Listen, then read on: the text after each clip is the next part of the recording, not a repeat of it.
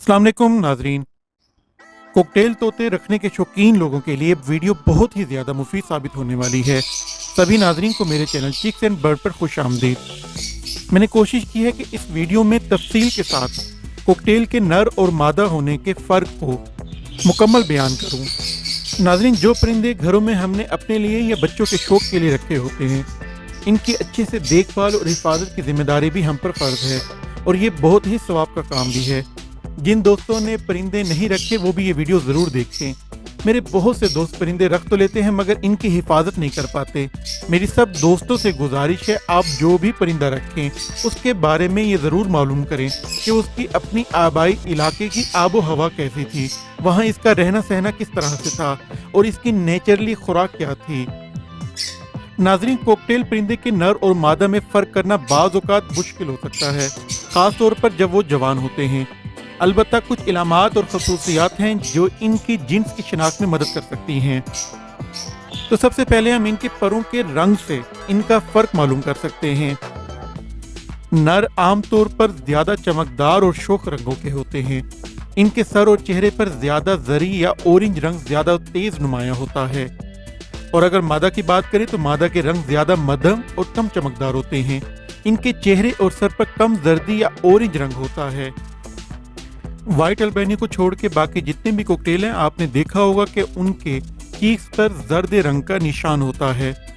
अगर ये जर्द रंग या ऑरेंज रंग ज़्यादा नुमाया कलर में हो तो वो नर होगा। अगर वो मध्यम हो यानी कि उसका रंग ज़्यादा चमकीला या चमकदार नहीं होता तो वो मादा कॉकटेल होगी। इसी तरह नर की दुम के नीचे के निशान अमूमन साफ और बगैर किसी धब्बे के होते हैं और अगर आप मादा की दुम को देखें तो उसके नीचे कुछ आपको धब्बे या धारीदार निशान से नजर आएंगे।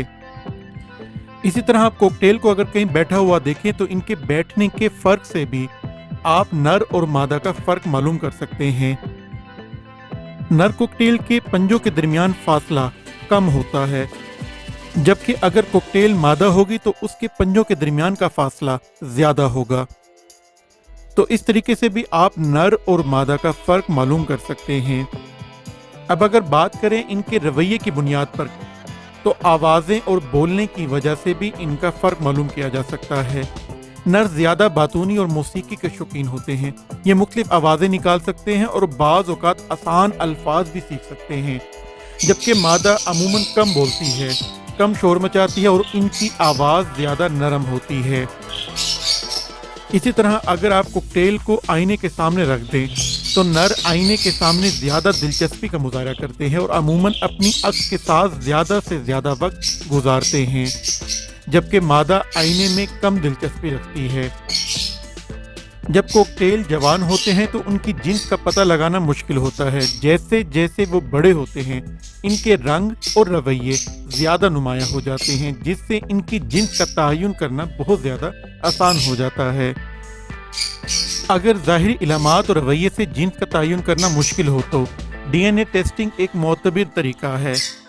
इस टेस्ट के लिए पर या खून का नमूना लिया जाता है और डीएनए टेस्ट से ये साबित हो जाता है कि ये नर है या मादा।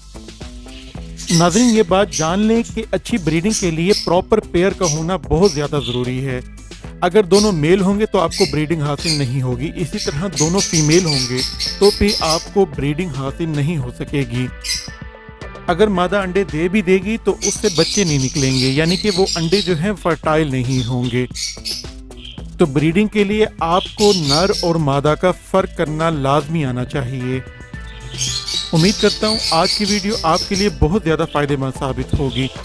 तो चैनल को सब्सक्राइब कर दें और मुझे दुआओं में याद रखें। अल्लाह हाफ़िज़।